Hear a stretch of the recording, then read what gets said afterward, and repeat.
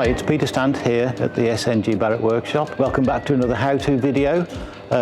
Working on our XK8. Now, we haven't had it that long, so I'm just going to have a quick look at the air filter and change it if necessary. It's not too difficult, it's just a couple of screws and a few fiddly clamps, but here we go.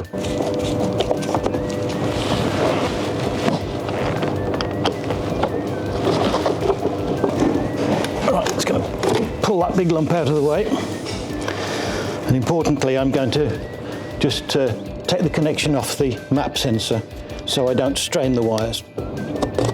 There we go. Now there are, I think, 5 clamps that hold the two parts together, so I can just unsnap those, no screws. Mind your fingers.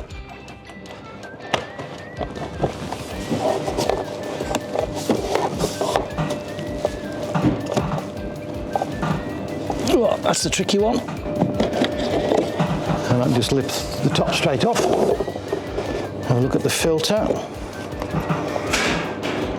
It's actually not too bad, but I have a new one to fit anyway, so I'm going to put the new one in. Lovely new filter. Make sure there's no debris inside the box, and it's nice and clean, so the filter can go back in.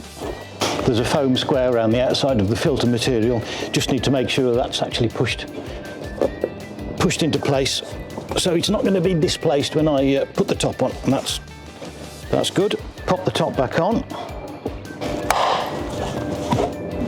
and then just pop this back on.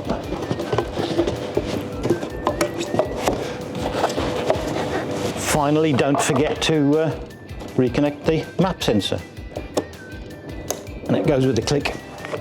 That's it. Little service items like this are they're quick and easy. They'll save you money. You don't need to take it to a garage to do something as simple as this. Thank you for watching.